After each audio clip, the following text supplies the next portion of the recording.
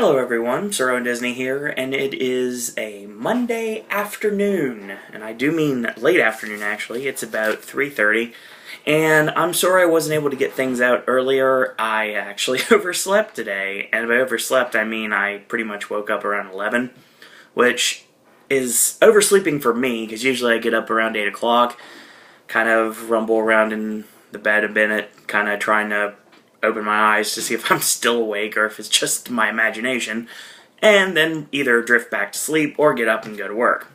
Well, in this case, since I didn't have to go to work, I just kind of went back to sleep. I woke up about 11 o'clock, and all is good. So, I had a lot of problems last night with the Payback stream I was watching.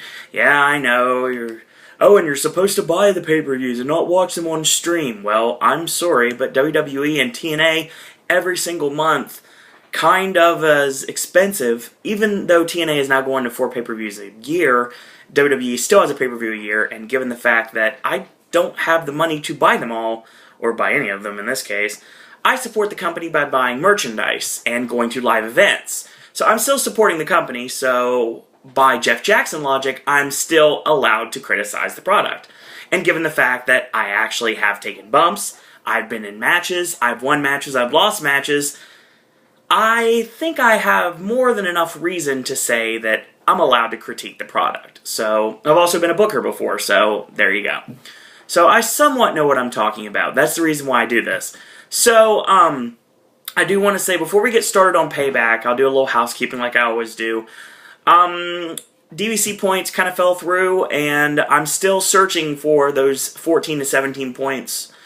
So, there's always that. Hope you guys enjoyed Versus, because AJ really enjoyed doing Versus, and your next Versus will be sometime next weekend. We'll probably be shooting those on Friday, when we shoot AJ's movie reviews, and if not, we'll have to shoot them on Saturday, depending on how many movies we have to watch. Now, of course, we have Monsters University and World War Z, and those are going to be shot on Friday. After we get back from the theater, we'll shoot AJ's movie reviews, and then we'll probably have a late night and shoot the Versus. Speaking of pop filming, I actually just found out that we are going to be filming today, supposedly, in the next couple of hours. Ben's supposed to come over today and do some videos, shoot you guys out some videos, some Ben content. We hadn't had Ben content for quite a while. His last video was a Rush classic album review, and it has been quite a while since we've had a Ben review, or Ben anything on this channel, because Ben has had a lot of problems with SkyDrive, trying to find a new formula to be able to shoot out videos. So needless to say, since he's not able to film at Pop Studios before, we were having to wait forever for it. But don't you worry, because Ben is coming over to Pop Studios in a couple hours, and we're going to be filming a couple of videos for the channel. We're supposed to be here tonight as well, too, and it's more of just to watch Raw. Mr. Flashback is on hiatus right now for the foreseeable future, but we do have a Will tutorial which is coming out on the 19th, which I see is going to be this Wednesday. So Wednesday you're going to get our Will tutorial, and Tuesday morning we're going to talk WWE Raw, which I'm going to watch tonight with Ben and Will, provided everything works out. So we'll see how that works out. Well, there is a lot of rumors, like I said, about Cars Land and a version of Cars Land and a Star Wars Land coming to Disney's Hollywood Studios. So I'm really excited about that. When that is official, I'm going to talk about it here on Pop. Also, Energon is coming to Universal Orlando, and when Transformers opens on Thursday is its official opening date, June 20th, hopefully Energon will be available. And the rumor has it, it sounds like it's going to be closer to Mel's, not necessarily the Monsters Cafe, because there were rumors quite a while ago that they were going to turn Monsters Cafe into a Starbot, kind of like they did in Universal in Singapore. But needless to say, that kind of was a flat rumor, and as of right now, at least, Energon will be coming to a stand, not necessarily the restaurant location, just like in Singapore, so there's always that. So we've got that coming up, and like I said, I watched Payback last night. Like I said, I had some problems with the stream, but luckily this morning I went to my favorite site, which is now primewire.ag. It used to be the old Let Me Watch This, onechannel.ch, whatever you want to call it. They have a new server. It's called primewire.ag, and I got to watch Payback again and took better notes. I got an idea yesterday to use the laptop to do notes, but it didn't really work out, so here I am back with my notes again, so there you go. So, Payback was live at the Allstate Arena in Chicago, Illinois. That's right, CM Punk country. So, before we get started, I want to talk about the Payback kickoff, which WWE is continuing with this Sports Center style, like, round-robin bit of commentary that's done during the pre-show, and it's actually done slightly during the pay-per-view itself. This time included Josh Matthews as well as Cody Rhodes, R-Truth, and The Big Show.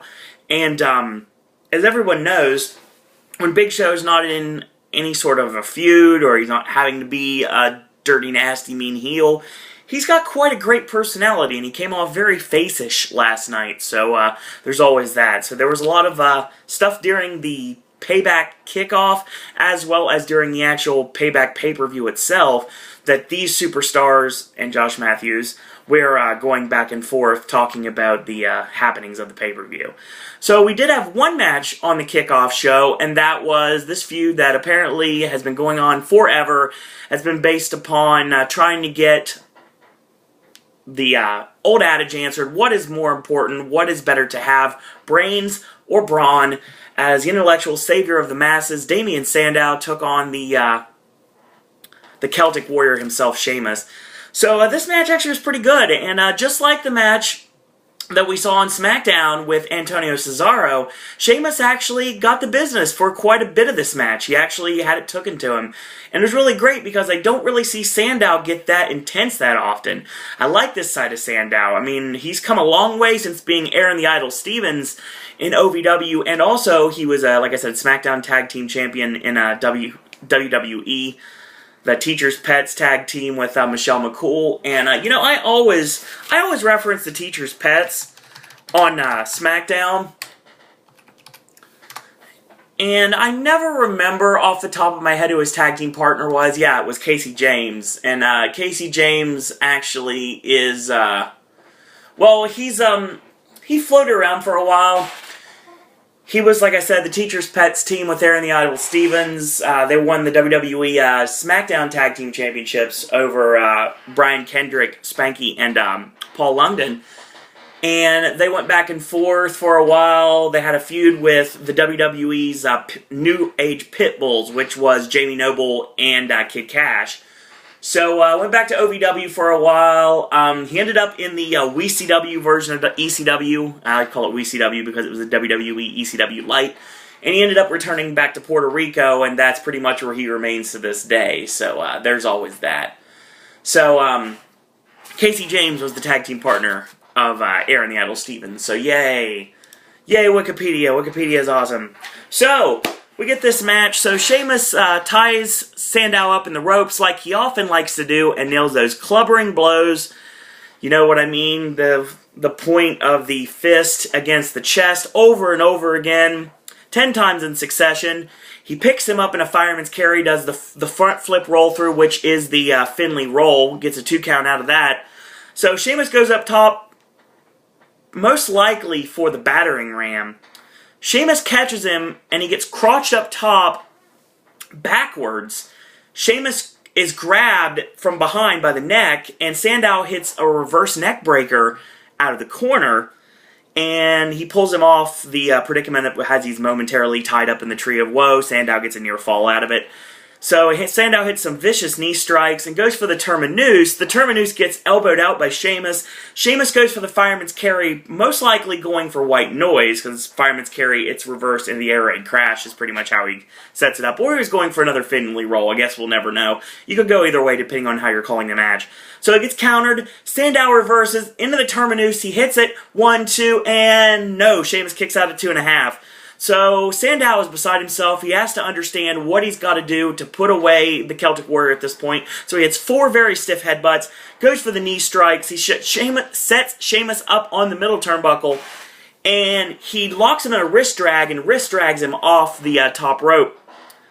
So he charges in. Sheamus catches him with the Irish Curse backbreaker, and then he hits it again, and then 3 in succession, and he backs up in the corner, and Brogue Kick 1, 2, 3. So a great matchup to start off the show and to kick off, literally, Payback.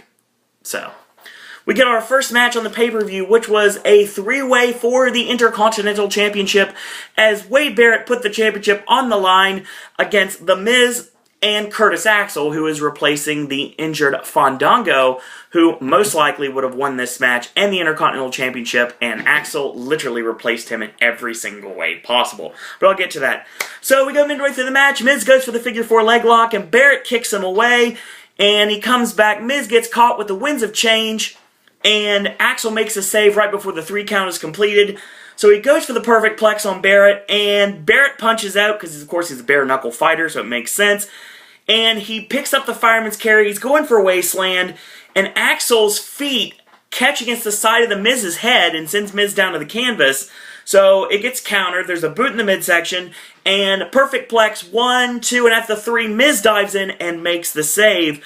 So Axel goes for a backdrop suplex once, and Miz counters, and he goes for it again, and he counters again. He floats over, lands on his feet, and goes for the skull-crushing finale, lands it on Axel, and Barrett, the opportunist he is, tosses the Miz out of the ring to the arena floor, goes for the pinfall on Curtis Axel, but it was not to be, because right at the 3 count, Miz grabs the leg and pulls him out underneath the bottom rope and stops the pinfall attempt. So Barrett gets slammed into the barricade and backed in, makes the cover, and Axel gets a 2.5 count. So a drop kick to the knee after 2 well-placed kicks in the corner by The Miz, softening up the knee, going for the figure 4 leg lock. He goes for the figure 4. Again, he gets kicked off. Barrett gets caught up and crucifixed. It's reversed into a sunset flip, and he goes for the figure 4 yet again. Axel charges. He backdrops him over the top rope to the arena floor. He locks the figure 4 on Barrett. Barrett's about to tap out. Axel slides in. The opportunist he is, makes the cover as the figure 4 is attempted. And 1, 2, 3, Curtis Axel wins the Intercontinental Championship at Payback. And I'm telling you right now, like I said, Fandango should have won this match and would have won this match if he'd have been in this match. But Axel replaced him, and that was why Axel went over. And it made total sense because Curtis Axel had to make a splash. When he came in, he targeted John Cena, he targeted Triple H, and of course he's going to face off against Triple H on Raw tonight, most likely. I would say a non-title match. I don't see them having Triple H and Axel for the Intercontinental Championship. If they do, I don't see there being a DQ or a countout. I think they waive those rules and say anything goes, no countouts, no disqualification, so there's no way this match can end with a pinfall, and Axel beats Triple H. I think either way, Axel pins Triple H tonight, and that's exactly the direction you need to go, because obviously you're trying to build Curtis Axel, and given the fact of who Axel's father is, and the fact that he had such a tremendous run with the Intercontinental Championship back in the day, Mr. Perfect Kurt Hennig, his Intercontinental title runs were legendary, and he held that white championship belt, that white version of the Intercontinental Championship, the version that Axel now holds, and it was really amazing and very apropos that on Father's Day of all days, Curtis Axel wins the championship that his father made famous. What a great way to kick off Curtis Axel's story in WWE. Obviously, Joe Hennig, when he was Michael McGillicuddy, he started out in WWE, had that run with the Nexus, and he kind of floundered away, did the Superstars matches for a while, did a lot of dark matches, a lot of house show matches. But now he's back, and as Curtis Axel, he's actually starting to make an impact. And that's exactly what you need to do. You have to have him win the Intercontinental Championship and bring it back to prominence. Who's Axel's first feud? I've got an idea, but I can't talk about it until later in the show. So, get our second match of the evening. The Chick Busters finally face off on pay-per-view as Caitlyn defends the Divas Championship against the gorgeous AJ Lee. And, of course, this battle was all bout from jealousy from day one. They basically jawed back and forth, had a tremendous promo on Monday where basically AJ revealed that Biggie Langston was the secret admirer just to screw with Caitlyn's head, reduce her to tears in the middle of the ring. They fought, they battled. This is all about blood right now and jealousy, and it's not necessarily a wrestling match. This is going to be a fight, and that's exactly what it was. So Caitlyn picks up AJ midway through the match, goes for the fireman's carry, and the Dean Malenko style into the gutbuster, rips AJ's belt off, and at this point, AJ tries to get dragged in the middle of the ring. She grabs onto the ring apron, and she pulls on the ring apron so it goes midway into the ring.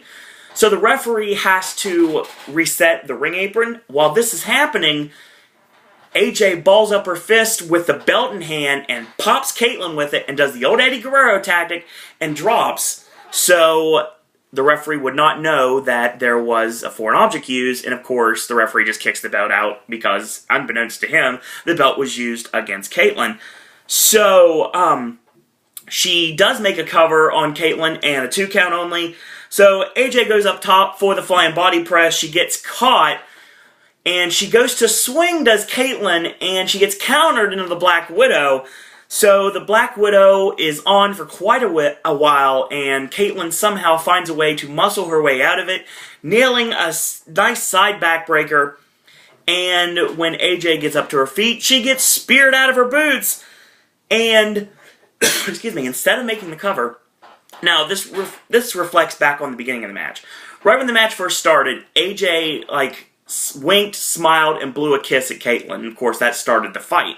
Well, because this wasn't a wrestling match, this was a fight, and that's exactly what it's supposed to be. Between 2 former best friends that have legitimate hatred towards each other.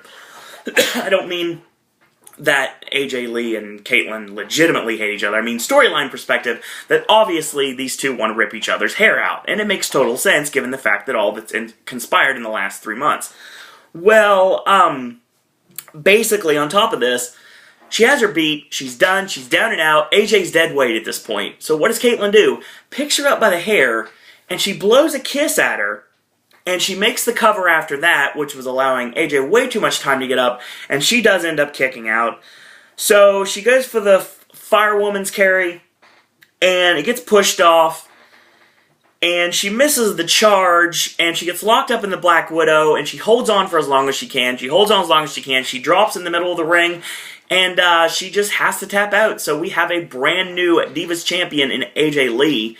So a big win for AJ, and she goes on to her next challenger, which I don't know who that's going to be at this point. A lot of different directions you can go with AJ right now. I do know Caitlyn will get a rematch. I would say at Money in the Bank, if I had to guess, will be Caitlyn's rematch if they don't do it tonight on Raw, but I don't think they'd waste that. So maybe, maybe not. WWE could bring Paige up, and I know that that's something I really want to see happen.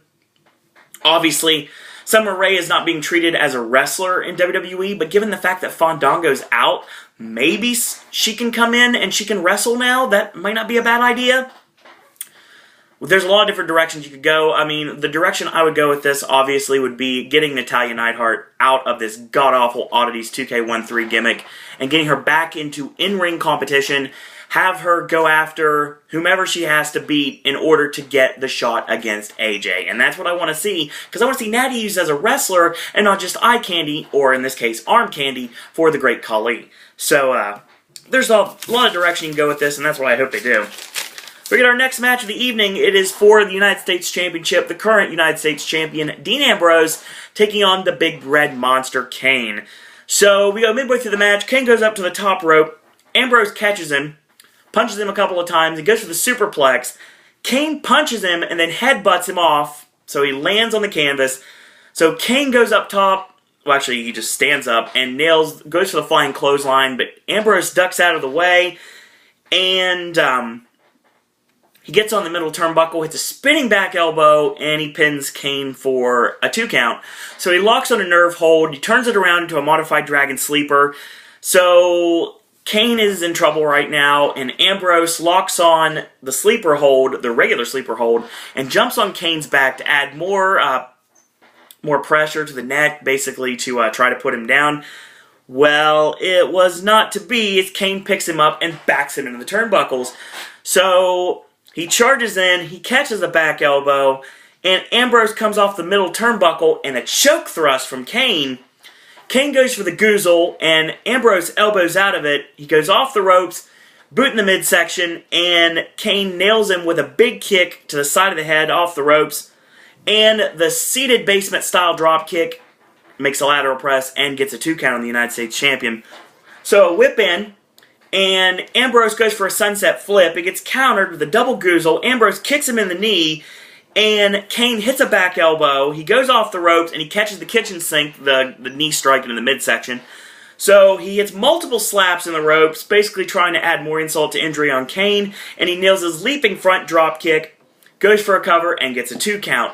So he mocks The Undertaker and does the cut across the throat, and he does an arm wringer, grabs Kane for old school. Kane's like, you ain't taking my brother's finish, and he flips him off the top rope hard to the canvas below.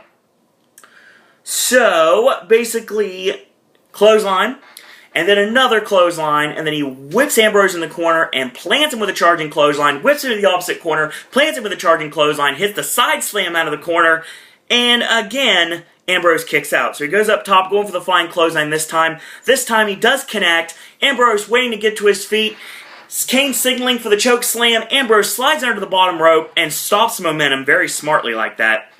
So he basically gets on the ring apron. Kane charges out. Ambrose snaps his neck against the top rope, and that allows him to get back into the ring. But momentarily, that doesn't happen because Kane big boots him off the ring apron to the arena floor. So Kane goes on after him, basically to fight with Ambrose on the floor. Ambrose open hand slaps him right across the face. So Kane hits a choke thrust and starts ripping every single piece of technology off the Spanish announce table, including the monitors, which you know that what that means. It means that someone's going through a table. Well, at this point, Ambrose has the distraction for Kane to be ripping things out of the announce table long enough for him to kick him in the knee, DDT him flush on the ground. He rolls back in at the 8 count, and Kane doesn't make the count back in, and Ambrose wins via count out. Okay. Ambrose winning via count out, I'm mixed reaction on this, honestly. So, you've got the fact that Ambrose wins again. I don't have a problem with this. Ambrose is being pushed as the leader of the Shield. Regardless if it's not being mentioned or not, Ambrose is the guy they're putting their stake on.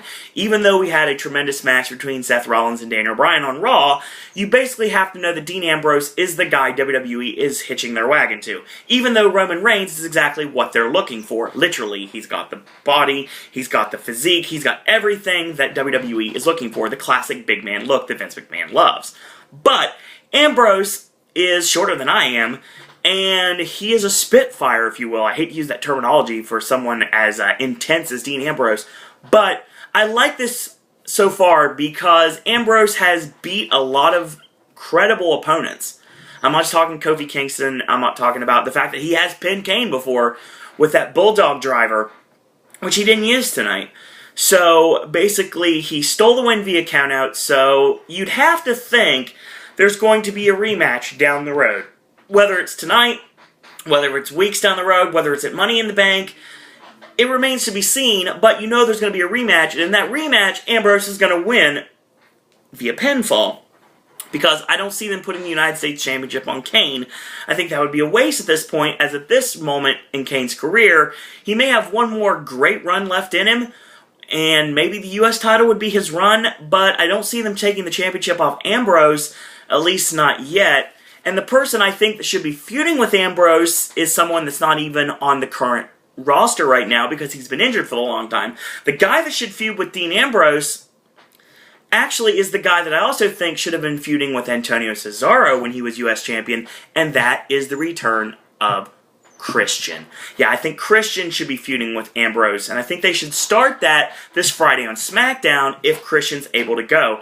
I know that basically Creative has been told under no uncertain terms that you have to get a storyline ready for Christian's imminent return so he can come back and make an impact.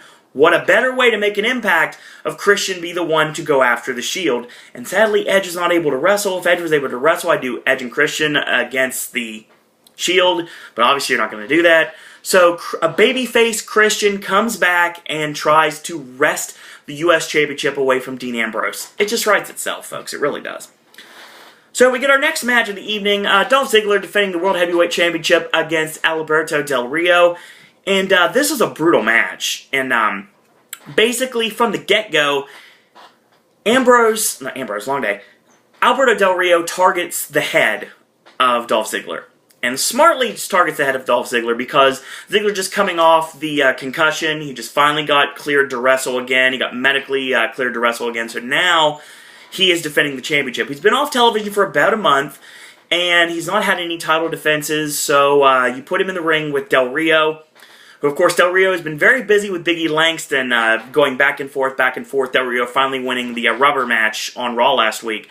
But basically, you get this match where Del Rio, of course, beat Ziggler by pinfall in that tag team match with Del Rio and Jericho against Ziggler and Big E Langston on SmackDown Friday night. Well, usually you'd think that would mean that he would be losing and eating the pin via Wrestling Logic 101. This pay-per-view was not necessarily about Wrestling Logic 101, because, I will discuss that in a little bit, basically you'd think that Del Rio got the pin on Friday night, so obviously he wasn't going to win the World Heavyweight Championship. So a very, very intense, very focused Alberto Del Rio in this match, and Dolph was basically playing babyface in peril the whole time. And that worked because the Chicago crowd wanted to cheer all the heels. That's just how it works. Chicago is a heel-friendly town, and it makes sense. But you played Dolph Ziggler up to be the sympathetic babyface because he was getting his head literally kicked off by the challenger. Well, that works in a lot of different directions, given the fact that everybody in the world, except for me, hated Alberto Del Rio as a babyface. Well, what better to pull a double turn? But we'll get to that in a minute. So, Dolph goes for the sleeper hold, and Del Rio ducks his head, and Dolph goes head first into the top turnbuckle. So, he goes off the ropes, and he gets kicked right in the side of the head. So, he ties Dolph up in the ropes. He nails those 9 huge kidney forearms, and then a forearm right to the back of the head, and then nails the backstabber, and Dolph kicks out at 2. So he goes for the cross arm breaker, gets countered into a reverse neck breaker. Again, Del Rio kicks out at 2. So 4 big punches, a kick to the knee right off the ropes, the tilt-a-whirl from Del Rio, countered by Dolph because he lands on his feet, nails the name dropper, but he doesn't get all of it, and Del Rio again kicks out at 2. So he goes up top to try to finish off Del Rio. He gets kicked right in the side of the head and lands a reverse superplex, an inverted suplex off the top rope from Alberto Del Rio. And once again, Ziggler kicks out at 2.5. So, sliding drop kick sends Ziggler out of the ring. So, he kicks him right in the head, right off the ring apron. He's struggling to his feet, and AJ's trying to help him up. And she's beside herself this whole match. She's playing face valet in this match. Strangely enough, even though after what she did with Caitlyn in her Divas Championship win early on in the show, she's playing face in this match. So she's kind of helping Dolph up to his feet, and Ricardo's standing there, and then all of a sudden, Del Rio comes up and just kicks Dolph right in the head. So the trainer thinks about stopping it. And then the referee comes out and he's like, yeah, Dolph, we could stop this right now. And they're really playing it up on commentary that Dolph may not be able to continue. They may have to have Del Rio win this match by forfeit, basically just stopping the match. Well, Dolph's not going to have anything of that, and basically he shoves the trainer and the referee aside. He gets caught with a baseball slide dropkick from Del Rio, again to the back of the head. So, headaches, galore for Ziggler, and he's, favoring the back of his head. Obviously, he is in immense jeopardy of losing the World Heavyweight Championship at this point, and Del Rio knows it, so he is basically on him like a vulture at this point to try to win that championship. Well, he tosses him back in the ring, goes for the step-up enziguri while he's on the ground. So basically, he's kind of like an enziguri kick while on ground, rolls him over. But again, Ziggler won't stay down. He kicks out at 2.5. So the crowd is absolutely turned on Del Rio. And even more so than the normal Chicago crowd, they have all turned on Del Rio. Because everyone is just like the WrestleMania crowd. And the night after WrestleMania crowd, the huge, amazing crowd we had the night after WrestleMania. And everybody wants to see Dolph win this match. They're chanting Ziggler at the top of their lungs. They're booing everything Del Rio is doing. because he's taking advantage of the concussion of the current World Heavyweight Champion. So Dolph is crawling up to his feet, and he basically suckers Del Rio in, kicks him in the knee, and nails the zigzag, but he hits the back of his head on the canvas when he lands, so he's not able to capitalize on the opportunity. He's screaming in pain at this point. He's favoring his head. This sell job from Ziggler is unbelievable, by the way. He crawls up to his knees. Del Rio hits that grounded side kick right to the side of the head, and that's all she wrote. Del Rio wins. Wins the World Heavyweight Championship, and something that no one was predicting. Dolph Ziggler loses the World Heavyweight Championship in his first title defense against Alberto Del Rio. Well, Del Rio gets on the mic, and it's basically just to pander to the crowd. He says tonight he proved why he deserves. Where's that buzzword right there? Deserves. When you use the word I deserve, you deserve, we deserve, when the word deserve is used, that's a heel promo, folks. That's how it works. Deserve is only used by heels to try to get sympathetic, false sympathetic babyface reaction when obviously they're looking towards something a little bit more devious in mind, obviously. So, I did it all for you. That's another heelish thing you say. You never say you do it for the fans. I mean, John Cena, The Rock, they can say they did it for the fans. That makes sense. They're baby faces. When a babyface turning heel would say that, obviously you know that they're about ready to make that final turn to officially become a heel. So he says, Chicago and the world, I ask for your support. I want your support. More buzz terms. More basically confirming the fact that on the fly, they decided to just use this crowd's reaction to turn Del Rio back to being a heel. Now, we thought when Del Rio went back to being a heel, obviously it would make a lot of the IWC very happy, but Ricardo is more of a babyface. However, Ricardo played around with it as well. He acted more of a heel just like Del Rio did, even doing your winner and new World Heavyweight Champion, Alberto Del Rio. Again, he says he deserves to be deserves to be your champion. Your champion. Get it? It's condescending. It's basically it's giving false hope to the fans that Del Rio is still a babyface. And obviously the fans wanted to boo Del Rio last night at Payback in Chicago. Will they want to do the same on Raw tonight? It remains to be seen. But I think Del Rio is going to go out, is enough of a solid professional to come out and heel on the crowd in order to turn him completely. And it looks now that Dolph, AJ, and Big E Langston might be a complete babyface entity. I don't have a problem with that. But AJ she's crazy, she's bipolar. I mean, that's the storyline that we're progressing, obviously. So, Big E Langston proves he can do anything he wants, but he's acting more babyface. AJ turning on him was kind of like a foregone conclusion until we did all the steeds with Caitlyn, and basically, Caitlyn getting literally dropped from Big E Langston. So, Big E and AJ conspiring to make Caitlyn's life miserable, so that's fine. But Dolph is obviously a babyface in this. Big E is trying to be pushed towards a babyface. So do you take this entire group, turn them totally face? I don't have a problem with this at all.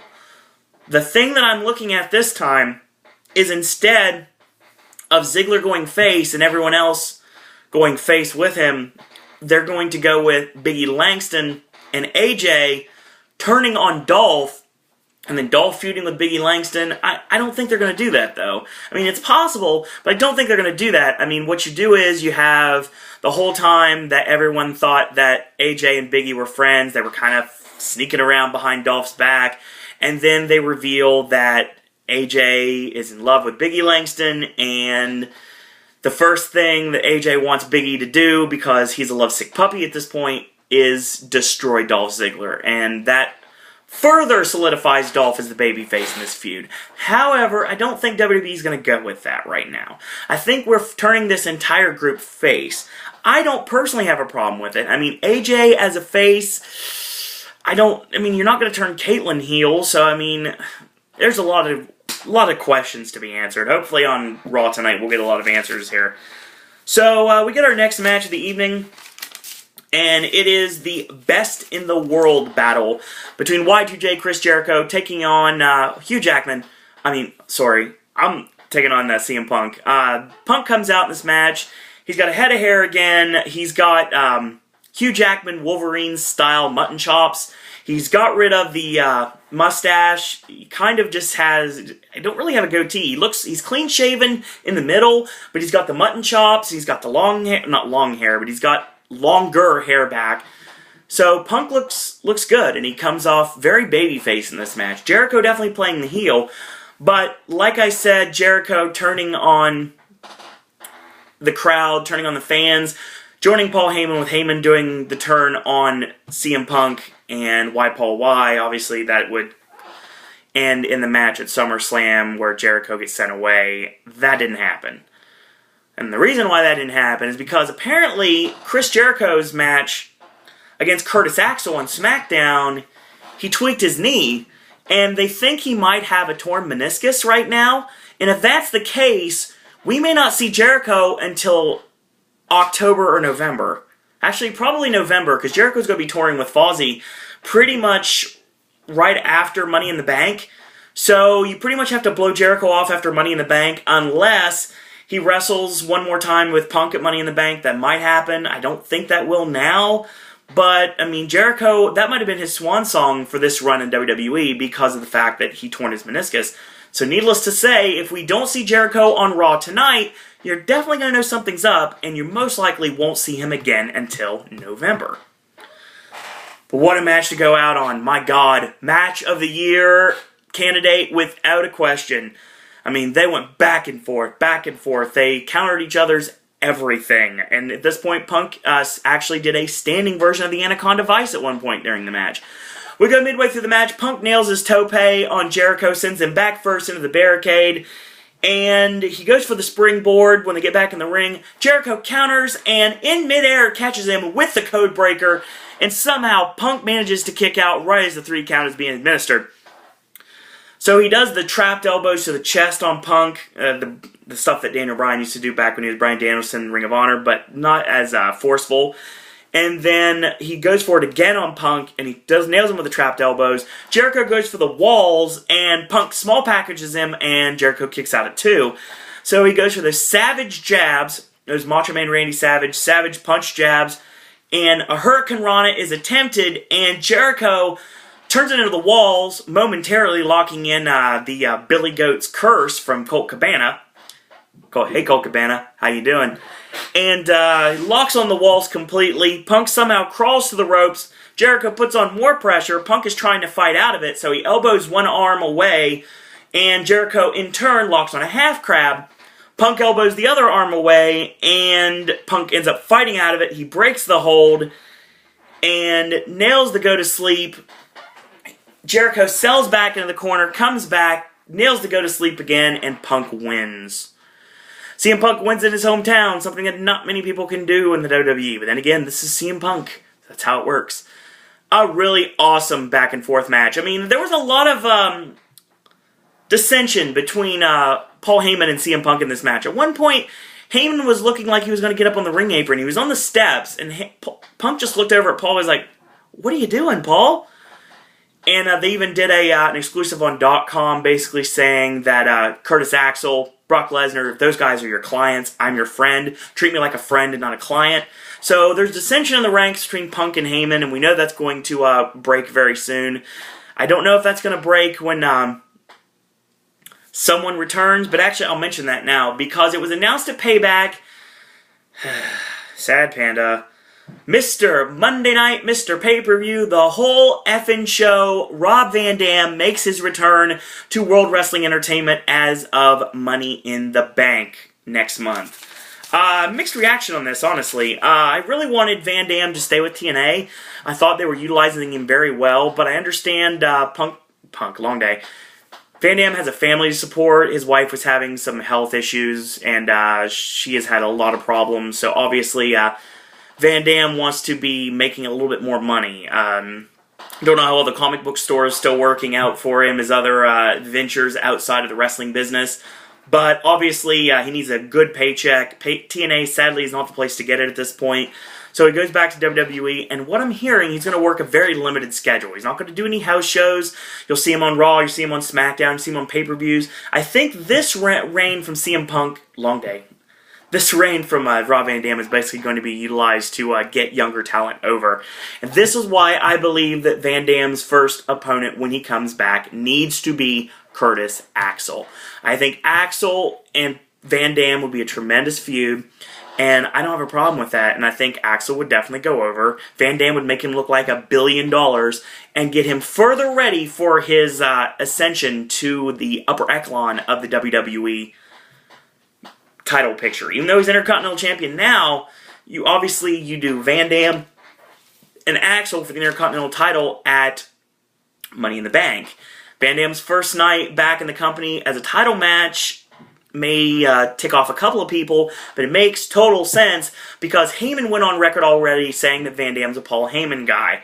Well, I don't know if Rob Van Dam likes the way that being a Paul Heyman guy makes you react. And obviously, if you're going to do the match that I was talking about later on, you have the Paul Heyman guys against the former Paul Heyman guys at Survivor Series this year. So it'd be like Punk, Van Dam, and to be announced against Curtis Axel, Brock Lesnar, and to be announced. So, I mean, you go that direction. That's what you do. You have to bring in a new Paul Heyman guy to go after Van Dam, and you also need to bring in a new guy to go after the Paul Heyman guy. So somebody that doesn't like Heyman that goes after him. And I'm not talking Cena, I'm not talking Ryback, I'm not talking anybody like that. I'm talking about somebody you would not expect. But I don't have that person in mind right now, so we'll talk about that later. So, mixed reaction about Van Dam returning. It's going to be awesome, but I really wanted to see him back in TNA. The only big thing I could see out of this is we could get Van Dam and Dolph Ziggler finally, and that match is going to be amazing. And Van Dam could have matches against everyone. We could have rematches with Van Dam and Cena. We could have Van Dam against Ryback to determine who wears the gear better. And we could have really awesome matches. Van Dam against Punk. I mean, you could do Van Dam against Axel, like I said. You do Van Dam against Antonio Cesaro. I want to see that match. Van Dam and Wade Barrett. I mean, there's a lot of different ways you could go with this. And we'll check it out. Van Dam and Daniel Bryan. Oh, I want to see that match now. So there's always that. So that would be a really good way to utilize Van Dam. So we'll find out at Money in the Bank if what Van Dam is going to be doing and what his role in the WWE this time around is going to be. So we get our semi-main event of the evening. It is for the WWE Tag Team Championships. The Shields, Roman Reigns and Seth Rollins defending against, you call them the Vegan Vipers, RK-No, the Viper Randy Orton, and the MVP of WWE, Daniel Bryan. And this match, that's pretty good actually. So we get midway through the match. Orton hot tagged Daniel Bryan. Bryan comes in, missile dropkick, both feet in the face of both members of the Shield. And he kips up, he charges with that dropkick into Roman Reigns, charges into a dropkick on Seth Rollins. Reigns slumps down in the corner, and he gets caught with that leaping dropkick in midair while from a seating position. And again, goes for a pinfall, but Reigns kicks out. So he goes for the S-kicks, hits 7 in succession, he goes for the buzzsaw kick, Reigns ducks, and he gets caught with the opposite foot, Major Payne style, the right one don't get you, the left one will, by Daniel Bryan for a 2 count. So he whips him in, and he low bridges, means he pulls the top rope down, sending Roman Reigns over the top rope, sprawling into the arena floor. Rollins charges in, and he lifts his shoulder and backdrops him on top of his partner. At this point, Bryan sets up for the tope, and when he goes for the tope, both members of the Shield push Randy Orton in the way, and Bryan collides with Orton instead. Bryan gets up to his face like, hey, what happened? And the next thing you know, bam, gets clotheslined on the floor viciously by Roman Reigns. He rolls him back in, gets a 2.5 count out of it. He goes for the torture rack, sitting up for the double team finish, the knee drop from Rollins off the top. So, blind tag from Seth Rollins. Bryan floats over, pushes him into the corner, basically crotching Rollins up top, and he drop kicks Roman Reigns from behind, knocking him back into the corner. Rollins is on top. Bryan climbs up and hits a butterfly superplex. Yes, I'm serious. Off the top on Rollins, and somehow, someway, Seth Rollins kicks out right before the 3 count is administered. He goes for the no-lock, and he has it on momentarily, but before any pressure can be put on, Reigns tries to go in, and a sliding dropkick sends him out of the ring. So Rollins counters, going for a roll-up, and right at the 2 count, It gets countered again by the master of the counter, Daniel Bryan, back into the no-lock. No-lock is on. Right before the tap-out is to be completed, Roman Reigns breaks it with a shot to the back of the head. He goes for the spear. He growls. He gets caught with the RKO. Orton shoved off right into Bryan. They put on the brakes. And at this point, Orton kind of sidesteps and Reigns spears Daniel Bryan. So the second Reigns gets up, he gets RKO'd, and Rollins tosses him out of the ring. Orton is now a non-factor in this match. Rollins comes off the ropes, nails the blackout, which, if you didn't know already, Bryan is hunched over, trying to get up to his feet. Rollins runs off the ropes and puts the point of the boot into the back of the neck, driving his head into the canvas, and it gets the 3 count off of it. So the Shield retain the WWE Tag Team Championships. No surprise to anyone. No turn in this match. Obviously, with the turn from Alberto Del Rio, and with the turn from Dolph Ziggler, the double turn that they did during the World Heavyweight Championship match, I didn't think they were going to turn this match. I thought they would going into it, and they did not. So, as of this moment, it may be rocky, but Randy Orton is still a babyface. And I think that's going to change. I think there's going to be a rematch tonight on Raw, or maybe Hell No getting a rematch on Raw tonight against Reigns and Rollins. I don't know. You can go in a lot of different directions with this. A rematch with Bryan and Orton against Reigns and Rollins, where Bryan gets laid out with the RKO and left for dead, and he gets pinned by the Shield again. I really don't think that Bryan should have ate the pin in this match. Not at all. I think Randy Orton should have eaten the pin in this match, because Bryan right now is your MVP. He makes everyone look like $1 million, including himself. He is the true superstar of WWE right now. It's not John Cena. It is Daniel Bryan. And this is the year of the dragon. And if reports are correct, we're supposed to get John Cena and Daniel Bryan at Money in the Bank. I don't know how you're going to lead up to that. You have to turn Bryan heel, and I don't advocate that. The fans want to cheer Bryan right now. They're into the yes chants like crazy right now. He is over like Rover in a way that no one can be at this point.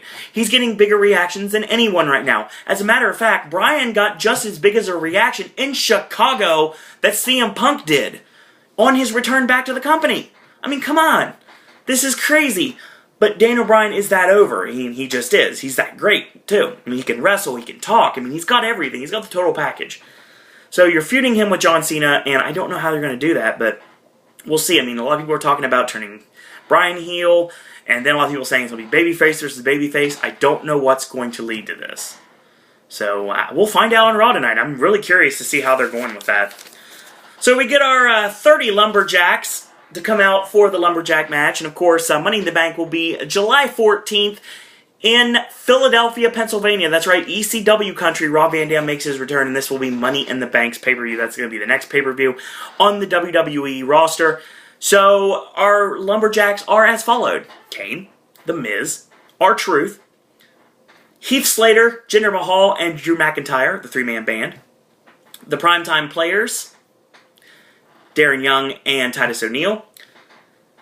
Jimmy and Jay Uso, The Great Khali, Alex Riley, Sin Cara, Zack Ryder, Justin Gabriel, Yoshitatsu, Brodus Clay and Sweet Tea, the Tons of Funk, Biggie Langston, Primo and Epico, Kurt Hawkins, JTG, Damian Sandow, Cody Rhodes, Curtis Axel, that's a surprise one there, Ted DiBiase, Sheamus, Wade Barrett, and Antonio Cesaro.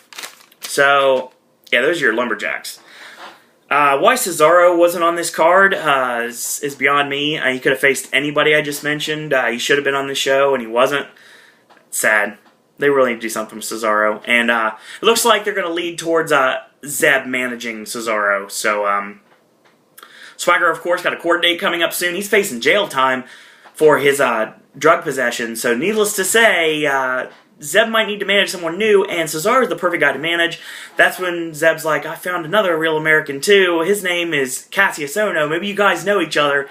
And maybe Zeb Coulter managing the Kings of Wrestling? I like this idea, but it's WWE. They probably won't go with it. So we get our 3 Stages of Heck match. I call it 3 Stages of Heck. It's all a joke, but, I mean, come on. A lumberjack, a tables, and an ambulance match. It's 3 Stages of Heck. This isn't a cage match. This isn't like First Blood. This isn't like legitimate stipulations. These are just piss poor stipulations for a main event matchup. 3 main event matchups in a row to determine who is going to be the brand new WWE Champion, unless John Cena retains. So we had Ryback taking on John Cena. Well, we get midway through the match, and shoulder off the ropes, and he nails the second one. Cena going for the 5 moves of doom. Protobomb goes for the 5-knuckle shuffle, and he does "You Can't See Me." And he gets countered. A gorilla press from Ryback presses him over his head and onto Damien Sandow, the primetime players, Cody Rhodes, Curtis Axel, and Antonio Cesaro. Axel and Biggie Langston really didn't catch much of that, to be totally honest. Everyone else went down, though. So they push Cena back in. Cena gets locked up for the shell shock. He gets countered, and he goes for the AA, and he AAs him over the top rope onto the heels, and then there's a ginormous brawl with all the lumberjacks, all 30 participants on the floor. Super Cena climbs the ropes in a true Superman fashion, dives off, and takes out all 30 lumberjacks. John Cena literally took out 30 men in one shot. You gotta think someone in that group would have had a little bit of kryptonite at this point, but apparently not. So they're back in the ring, a drop to hold, back into the STF. Ryback counters out of it, nails the shell shock out of nowhere, and pins John Cena clean. First fall goes to Ryback. Completely opposite from what everyone else was thinking. So Super Cena is now down 1 fall and has to win 2 straight. I should have realized right there, this has a double meaning. Ryback gets a clean pin over John Cena, which is something he's not yet been able to do. Does not win the championship, still gets that clean victory, and John Cena has to come from behind again to win this match. Gee, what a shock. So we get our tables match, which is our second match of the 3 stages of Hex series. So Cena low bridges Ryback. He goes over the top rope to the arena floor. He sets up the table in the corner. So Cena gets whipped into the steps, and Ryback throws the steps into the ring. They toss him back in, nails Cena with the steps, and puts Cena on the table. Actually, not really puts him on the table. He kind of crawls up using the table to get to his feet. Ryback throws the steps into Cena on the table, and Cena moves out of the way, and the steps destroy the table. So that makes sense. Well, Ryback gets caught with a belly-to-belly suplex, and Ryback gets caught with the steps, and he gets the table, puts it in the ring. Ryback grazes Cena with the steps. He barely, nicked him, but that's pretty much what he did. And goes for the steps to throw them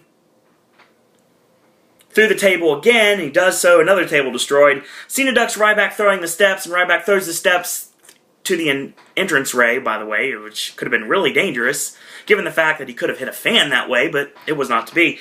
So, shoulder block, protobomb, 5-knuckle shuffle, goes for the attitude adjustment. It gets countered into a giant spine buster from Ryback. So he goes for the meat hook, nails it, and goes to grab the table to finish Cena off, and he goes for the shell shock. It gets countered. Cena picks him up, fireman's carry, AA through the table. Second fall goes to John Cena. Midway through the ambulance match we go. So they battle to the ambulance, and they kind of rip it apart. I mean, literally rip it apart. They rip the door off. Ryback gets sent into the door, and the door gets knocked off, and Cena nails him with the door at one point. So he pulls the quarter panel off of the front of the ambulance, and Ryback nails Cena with it. He goes for a power bomb onto the hood, and he gets countered. Cena backdrops him, and he lands on the hood, and of course his foot cracks the glass of the windshield. So he nails Ryback with the light on the top of the ambulance, like the emergency light, because he pulled it off, because of course Cena is superhuman, so he could do this, and the fact that this ambulance is pretty much a toy at this point. So Ryback grabs a crutch, and he pretty much dares Cena to join him on the floor. Cena's like, no, we're going to do this on top, because Sir Owens called this finish, and so did the rest of the IWC, so we're going to do this right. So he climbs up there, and Cena jabs him in the stomach with the crutch, nails him over the back, picks him up, fireman's carry, and AA through the roof of the ambulance. Cena stands tall. Wins 2-1. Well, what we learned, boys and girls? Well, Sheamus isn't unbeatable, actually, and Sandow really took it to him, and I really hope that they prove to build up Damien Sandow in the nearest of futures. Sheamus, of course, is now pushed towards Alberto Del Rio and the World Heavyweight Championship. And I honestly think that's the first direction you're going to go with it. Curtis Axel wins the Intercontinental Championship that his dad made oh so famous on Father's Day. What a tremendous story that is. Given the fact Axel's still a heel, that's a great story. And who knows, what are you going to do with Wade Barrett and The Miz from now on? I mean, they have to face off against each other. Where's Fandango fit into this when he returns to action? There's a lot of questions to be answered. AJ Lee finally wins the Divas Championship, knocking off her former BFF, Caitlyn. And after what happened to Dolph later on in the night, she showed a little bit of sympathy. So I don't know if we've seen the last of the crazy girl gimmick from AJ Lee. I mean, who knows? We might have. But probably not. Dean Ambrose wins via countout over Kane. That's fine. It's basically just a heel win, and that's the right way. A win's a win. So Ambrose wins, and probably going to be a rematch, I'd say, at Money in the Bank, with Ambrose getting the clean pin.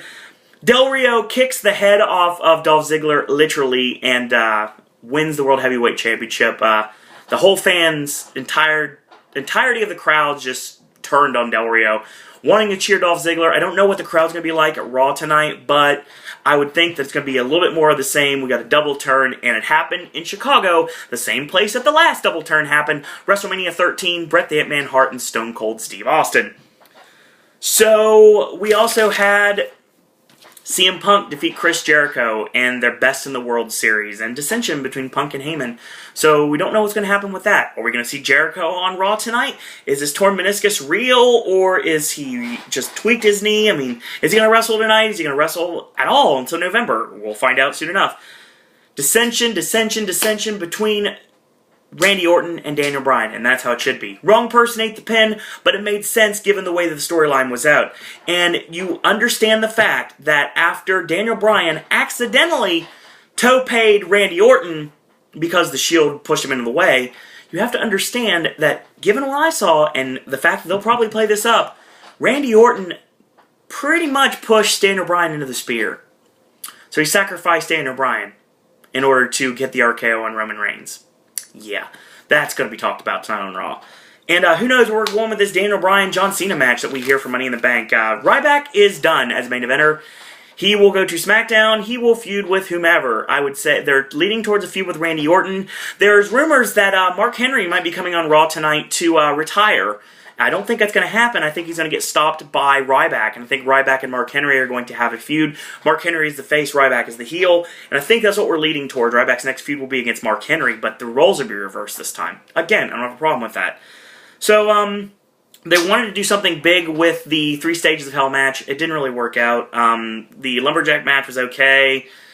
Super Cena diving and taking out 30 WWE superstars, that was stupid. But I guess it was a big moment for the crowd. The women and children in the crowd, obviously, they love that.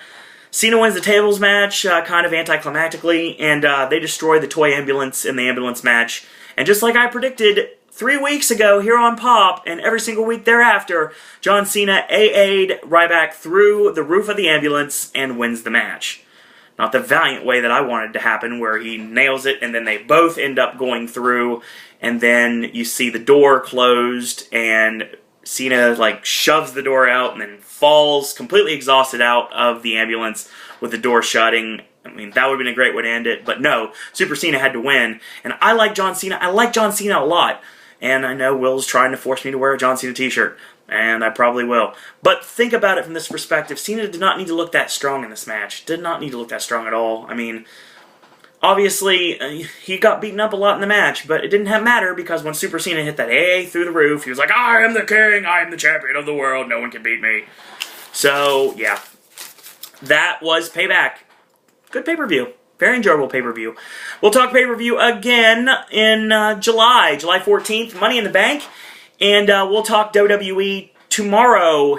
We'll recap Monday Night Raw, and on Thursday we're going to talk TNA Impact, Thursday nights, Friday morning, and of course Saturday we're going to do NXT and SmackDown. As we continue with the NXT Women's Championship Tournament, I would say it would be Sasha Banks against Summer Rae, or Emma and Oksana, and there's a lot of questions to be answered from the new NXT champion, Bo Dallas. Where do the Wyatt family fit in this? Where does Adrian Neville fit into this? Where does Cassius Ohno fit into this? And Corey Graves fit into this? There's a lot of questions to be answered from NXT, but we'll talk about that on Saturday. So once again, if you like these videos, thumbs them up, do leave a comment, do subscribe, tell your friends to do the same, spread the word about the Popcaster Revolution. We are nearly 2,000 views. We're a little bit over 2,000 right now, like 2,100. Away from that magical 10,000 view mark. So get us over the top, guys. Tell everybody about it. Spread the word about Pop and retweet these videos. Share these videos on your social media. Tell everybody about it. And if you want to follow me on Twitter, you can, at Sir Owen Disney. If you want to get a hold of me on Facebook, it's Owen Disney. And if you want to become part of the Popcaster Revolution, shoot me an email, sirowen@gmail.com. So, that's going to be the end of this. So, as I wait for Ben and Will to show up in the next few hours, until tomorrow, boys and girls, that's all I got to say about that.